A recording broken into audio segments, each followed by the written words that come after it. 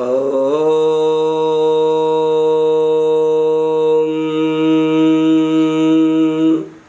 श्री परमात्मने नमः। वन्दे वन्दारुमन्दार वृन्दावन विनोदितं वृन्दावन कलानाथं पुरुषोत्तममद्भुतम्।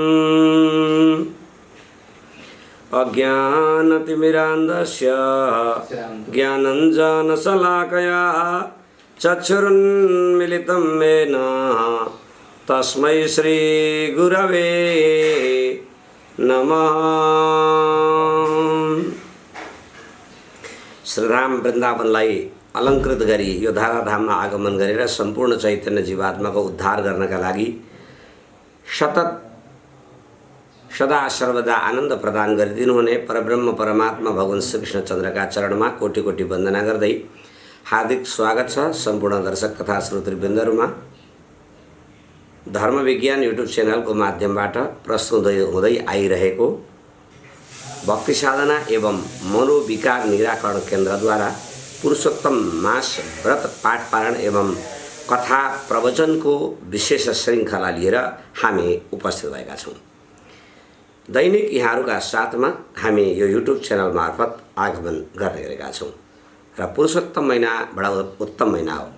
हामीले पाठ श्रवण गरेर कथा श्रवण गरेर अनि हामीले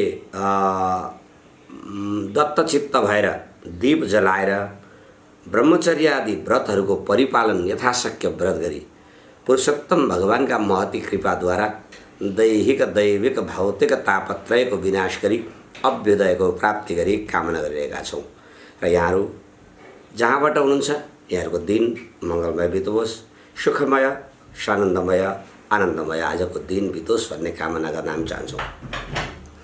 र आज हामी यहाँ 17औं अध्यायको पाठ र कथा लिएर आएका छौँ र पुरुषोत्तमको पूर्ण पाठ पनि हामी श्रवण गर्दैछौँ। कथा त यत्र तत्र सर्वत्र हामी श्रवण गरिरहेका छौँ, तर पाठ पनि महत्त्वपूर्ण हो। आउनुहोस् सर्वप्रथम यो 17औं अध्यायको दिव्य पाठलाई श्रवण गरौँ। पाठ श्रवणपछि यहाँ रहेका दिव्य कथालाई यहाँहरूका समक्षमा म राख्नेछु। ओम श्री परमात्मने नमः। गुरुर्ब्रह्मा गुरुर्विष्णु गुरुर्देवो महेश्वर गुरु साक्षात् परब्रह्म तस्मै श्री गुरवे नमः। ओम श्री परमात्मने नमः। अथ सुदेव विलापाख्य सप्तदशोऽध्यायः। नारद उवाच तत किमभवत् तस्य प्रबुद्धस्य मयिपते तन्मे वद कृपा सिन्धु शृणुतां पापनाशनं। श्रीनारायणोवाच स्वकीयचरितं श्रुत्वा प्राक्तनं चकिताननं राजानं पुनरेवाह वाल्मीकि पुरश्रवणोत्सुकं। वाल्मीकिरुवाच इति ता शीतला वाचा समकर्ण्य प्रियामुखात् सुदेवोदयमालभ्य हरौ चित्तमधारयत्। निश्वस्य दीनवदनो यद्भाव्यं तद्भविष्यति इति निश्चित्य मनसा पुष्पाद्यर्थं वनं ययौ। एवं कृतवतस्तस्य कियन्कालो गतं क्रमात् समित्कुशफलासार्थं कदाचित् काननं ययौ। सुदेवो मनसा ध्यायन् हरे पादसरोरुहं तस्मिन्नेव दिने गच्छत वापि सूनु सुहृदव्रतः। प्रविश्य वापि क्रोडे यशैष वारिणि जलयन्त्रे क्षिपन् वारि बालके स्मयन्मुहो जलक्रीडां मुहुः कुर्वन् ग्रीष्मे मोदमुपाययौ। एवं सर्वेषु बालेषु क्रीडत्सु प्रेमनिर्भरम् अथागसलिले तिष्ठन् बालकैरुपमर्दितः। सपलायनमन्विच्छन् सुहृदवर्गभयात् द्रुतं विपिनानुदितस्तत्र नियम्य श्वासमात्मनः ममज्जागदतो येषौ अदर्शयच्चानात्मनः तत्रापि व्याकुलीभूय ततो निर्गन्तुमुन्मना सहसा मृतिमापन्न कुमारो नादवारिणि जलाद निर्गतं वीक्ष्य सर्वे चकितमानसाः समानापयसः सर्वे हा कृत्वा प्रबादिता गौतम्य कथयामासुर बृहच्छोकपरायणाः वज्रपातसमां वाचं बालानां मनतिप्रियां श्रुत्वा भूमोपपातासु गौतमी पुत्रवत्सला एतस्मिन्नेव समये वनाद्विप्रसमाययौ निशम्य पुत्रमरणं त्वष्टेवा तद्भुवि तत उत्थाय तौ विप्र दंपती बापिकां गतौ नमृतं पुत्रं समालिंग्य स्वांगे कृत्वा कलेबरं सुदेव पुत्रपदं चुचुम्ब समूर्मुहुः तत स्वांगे स्थितं पुत्रं मृतं दीक्षन्मुहुर्मुहुः सरुदन् विलपन्नेव गद्गदाश्चरशुचिवान् सुदेव उवाच वदपुत्र शुभां वाणीं मम शोकविनाशिनीं शीतलां ललितां वत्स मनसो मोदमावह विहाय पितरौ वृद्धौ न त्वं गन्तुमिहारसि वत्सा ह्वयति ते मित्रं वेदाध्ययन हेतवे मुदा ह्वयत्युपाध्याय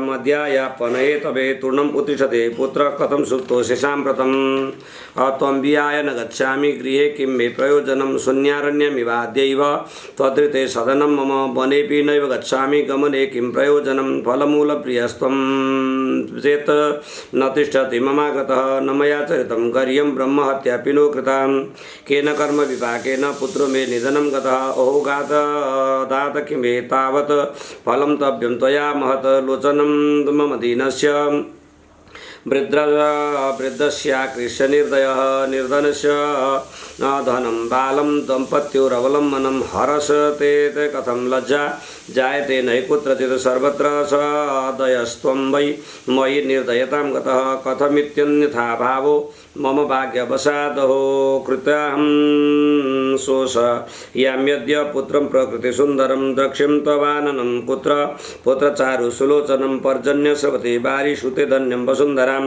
गिरयोरजातानि मुक्तसारं पयोनिधिं न तं देशं प्रवक्ष्यामि न पुत्रं न मृतं लभेत् यद्गात्रं तु समालिङ्ग्य हृद्गतं तां प्रापयति हे वत्स त्वं सुहृदगावाचं श्रावयासु दयां कुरु विलयपयति ते माता कुररी भगतत्रपाः तां दृष्ट्वा तु कथं पुत्रा दया नोत्पद्यते तव अनुग्रहाय पितरो न कदापि भवान् गतः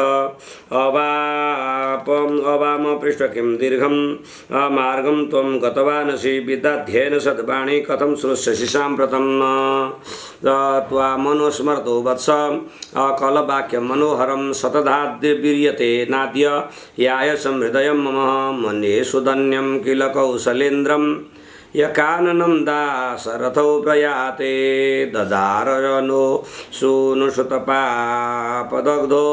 दिग्मांसतस्य प्रलयेऽप्यनष्टं गोविन्द विष्णु यदुनाथ श्रीरुक्मिणी प्राणगते मुरारे दीनानुकम्पिन् भगवन् दयालो मां पाहि पुत्रानललालतप्तं देवादिदेवाखिललोकनाथ गोपाल गोपीश रथाङ्गपाणे कालिन्दी कन्या विषदोषहर्त मां पाहि पुत्रानलतापतप्तं वैकुण्ठ विष्णु नरकासुरारे चराचराधार भवाब्धिपोतः ब्रह्मादिदेवानततापादपीठ मां पाहि पुत्रानलतापतप्तं षठो मदन्यो भविता न कोऽपि यो देवकी सूनुवचो विलङ्घ्य पुत्रे दुराशा कृतवान् भाग्यो लभेत को दृष्टिविनष्टवत्सो तच्च श्रीप्रियन्नारदीयपुराणे पुरुषोत्तममासमाहात्म्ये श्रीनारायणार्धसंवादे दृढदण्डोपाख्याने सुदेवविलापो नाम सप्तदशः। श्रीकृष्ण गोविंद हरे मुरारे हे नाथ नारायण वासुदेव अनंत वैकुंठ मुकुंद कृष्ण गोविंद दामोदर माधवेति। आदरणीय सज्जन, हामीले 17औं अध्यायको पुरुषोत्तम मासको कथा प्रवचन श्रवण गर्न गइराखेका छौँ। हामीले देववाणी पाठ श्रवण गरिसकेका छौँ। 16औं अध्यायको कथा हामीले श्रवण गर्यौँ। सुदेव र गौतमीले आफ्नो सन्तान जन्मिँदैन भनेर भगवान विष्णुले भनेको सुन्दा पीडित भएर गरुड भगवानले दिनुभएको सन्तानको नाम सुखदेव राखी तिनै सुखदेवका साथमा आनन्दले रहँदा जब ऋषिको आगमन भयो, ऋषिले हात हेरेर यिनको जलमा डुबेर देवोत्सर्ग हुनेछ भनी आज्ञा गरेपछि अत्यन्त चिन्तित भएका सुदेव ब्राह्मणलाई गौतमी पत्नीले सम्झाइसकेपछि सानन्दपूर्वक बसेका छन्। अब यो बेलामा त्यसपछिको कथा प्रसङ्ग 17औं अध्यायमा छ। त आउनुहोस् अब 17औं अध्यायको कथामा प्रवेश गरौँ। जब आफ्ना पतिलाई सारा सबै सम्झाउनुभयो, स्वामी यो संसार एक्लै जन्मिनु भयो, एक्लै मर्ने हो, आयाति कर्म सम्बन्धादि याति कर्म क्षय पुनः। स्वामी हाम्रो छोरो हो, माया लाग्छ, तर यो संसारमा आउनु त केवल कर्म सम्बन्ध ल्याउने हो। कर्म सम्बन्ध सकिएपछि संसार छोडेर जानुपर्छ, यो संसारको नियम हो। यसर्थ तपाईँ चिन्ता नगर्नु। अब पुत्रको गति के हुन्छ भनेर अहिले चिन्ता गर्न लाग्यो भने हामीलाई धेरै पीडा हुनेछ। अवश्यम भाविनो भावा स्वामी, यो संसारमा जे हुनु छ नि त्यो भाग्यमा लेखेको कुरा काहीँ कतै कसैले पनि दूर गर्न सक्दैन। यसर्थ हजुरले कुनै प्रकारको चिन्ता नगर्नु भनेर सम्झाइसकेपछि अब वाल्मीकि ऋषिले त्यतिखेर ती दृढधनुवा राजालाई उनको पूर्वजन्मको प्रसङ्ग बताउँदै भन्नुहुन्छ, राजन ती सुदेव ब्राह्मणले जब आफ्नी पत्नीद्वारा सम्झाइसकेपछि धैर्य गरे, ठुलो सास फेरे। वास्तवमा यति ज्ञानी पत्नी छन्, मलाई आपत्ति परेका बेलामा धैर्यता बधाएकी छन्, आपत्ति पर्दाखेरि सम्झाएकी छन् भनेर यस्ता प्रकारले सुदेवले पनि विचार गरे, हे भगवान् सबैको कल्याण गरिदिनु, मेरो पुत्रको पनि रक्षा गरिदिनु, सकभर यो पुत्रलाई दीर्घायु 100 वर्षको हुन्जेल बसेको हेर्ने अब मेरो मन छ भनेर यस्ता प्रकारले भगवानप्रति उनले मन लगाए। भगवानले मेरा बालकलाई रक्षा गरून् भन्ने पवित्र भावना राखे। अनि गौतमनीलाई उनले भने, पत्नी अब पुत्र यहीँ छन्, अब सुखदेव यही खेलिराखेका छन्, तिम्रा साथमा रहन्। अलिक गर्मीको बेला छ, मलाई अलिकति समिधा चाहिएको छ, हवन गर्ने दाउराको जरुरत छ, म अलिकति हवन गर्ने दाउरा लिन जान्छु, समिधा लिन जान्छु भनेर यस्ता प्रकारले भगवानको स्मरण गर्दै गर्दै उनी जङ्गलमा समिधा खोज्नको लागि गए। जब पिताजी जङ्गलतर्फ जानुभयो, माताजी आफ्नो काममा व्यस्त हुनुभयो, गर्मीको समय रहेछ।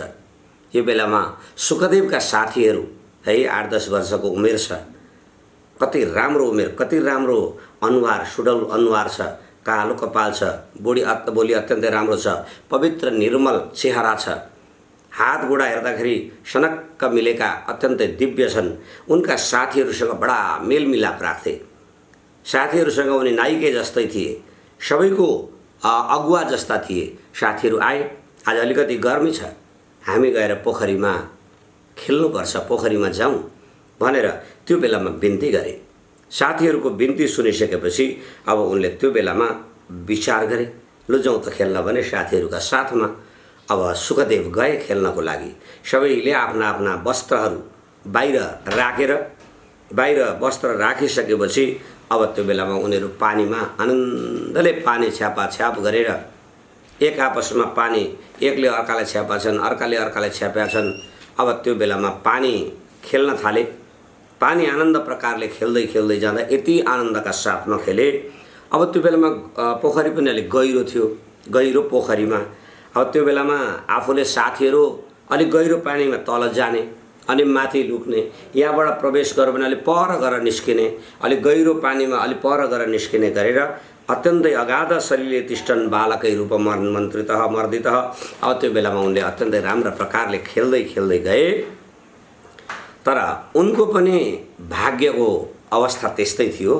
भाग्यको अवस्था उनको पनि त्यो अवश्यम भाविनु भावा हुनुपर्ने, उनलाई पनि त्यतिखेर अलिक गहिरो पानीमा जाने मन भयो। उनले त्यो गहिरो पानीमा जाने मन गरेर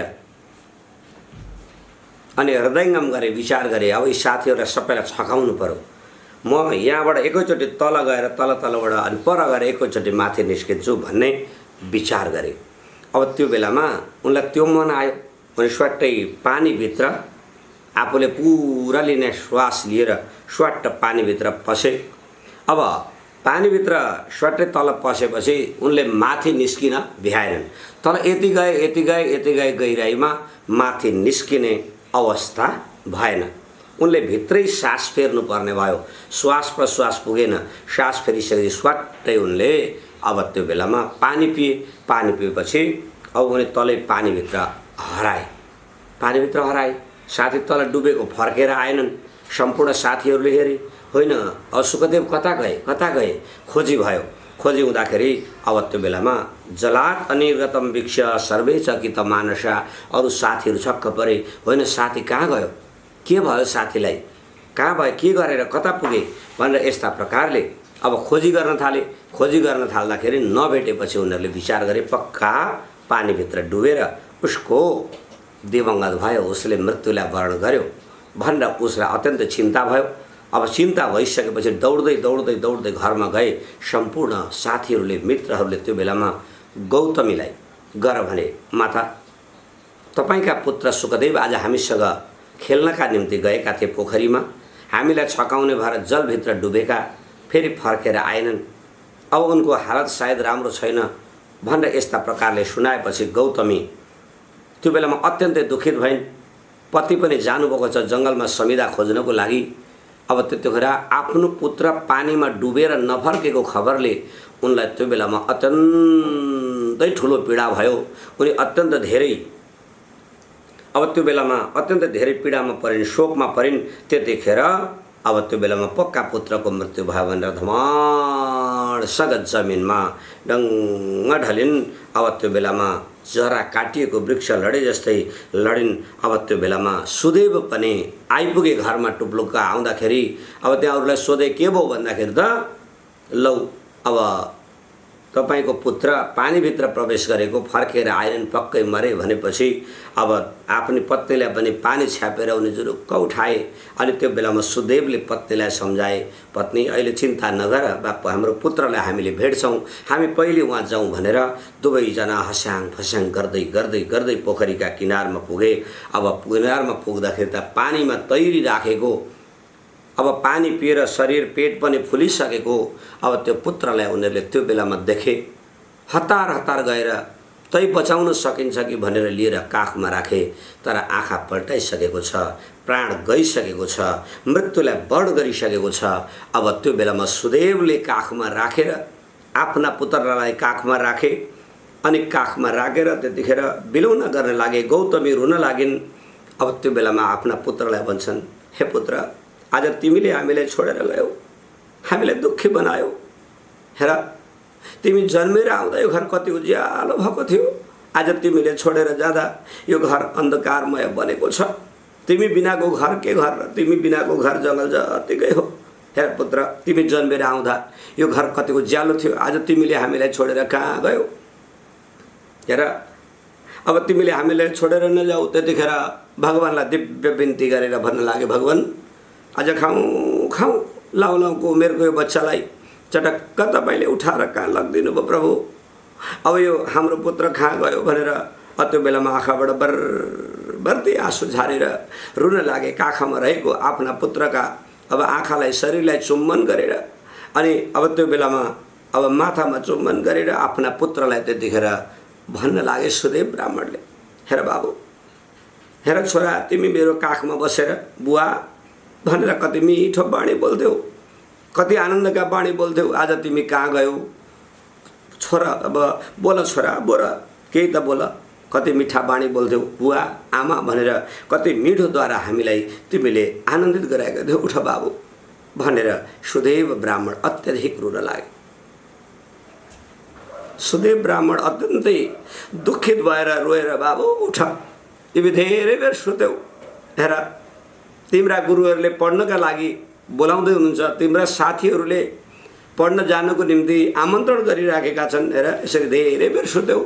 आफ्ना माता पितालाई मिठा बाणी आमा बुवा भनेर बोल। अब यस्ता प्रकारले चिन्तित भएर भगवानप्रति प्रार्थना गरेर भन्न लागे, भगवान आज चटक्क यो खाउँ खाउँ लाउलाउको उमेरको बच्चालाई तपाईँले छोडेर अब लगिदिनु भयो। हेर बाबु, हेर छोरा, तिमी यदि उठेनौ भने म त्यो घर पनि जान्न, जङ्गलमा बसिरहन्छु। शून्यारण्यमिव दैव तद्रते सदनम मम। तिमी बिना त त्यो घर के उज्यालो हुन्छ र छोरा, उठ भनेर यस्ता प्रकारले म अब जङ्गलमै बस्छु, त्यो घरको मलाई केही प्रयोजन छैन।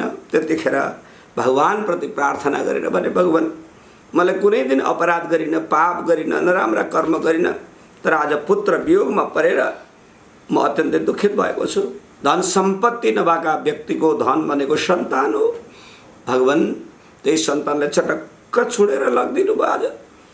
आज सन्तान बिनाको घर के गर्नु भनेर यस्ता प्रकारले त्यतिखेर अनेक परब्रह्म परमात्मा भगवानलाई प्रार्थना गरेर पुत्र उठ, हेर हे वत्स त्वं सकृत वाचम श्रावयासु दयाम कुरु। बाबु तिम्रो मिठो बाणी बोलिदेऊ न, म प्रति त्यो मिठो बाणी बोलिदेऊ, म तिम्रो माथि मिठो बाणी सुन्न चाहन्छु भनेर यस्ता प्रकारले दुखित भएर मैले कसैलाई नराम्रो गरेको थिइनँ, कसैप्रति नराम्रो कर्म मबाट भएको थिएन भनेर हे भगवान तपाईँ किन यति निर्दयी बन्नुभएको, तपाईँ किन निर्दयी बनेर आज चटक्क खाउँ खाउँ लाउँ लाउँको यो बच्चालाई लगिदिनु भयो भनेर अनि यस्ता प्रकारले हेर म आफ्नो पुत्र मृत्यु वर्ण गरेर जाँदाखेरि पनि म जीवित भइराखेको छु। वास्तवमा राम वनमा जाँदाखेरि राजा दशरथले प्राण त्यागेर अनि यो संसारलाई त्यागेर जानुभएको थियो, म बाँचिराखेको छु। हे भगवान मलाई रक्षा गरिदिनुहोस् प्रभु, मेरो बच्चालाई उठाइदिनुहोस्, अब यसलाई उठाएर मलाई आनन्द दिनुहोस्। यो पुत्रले कति मिठा बाणी बोल्दथ्यो, हामीलाई कति राम्ररी आमा बुवा भन्थ्यो।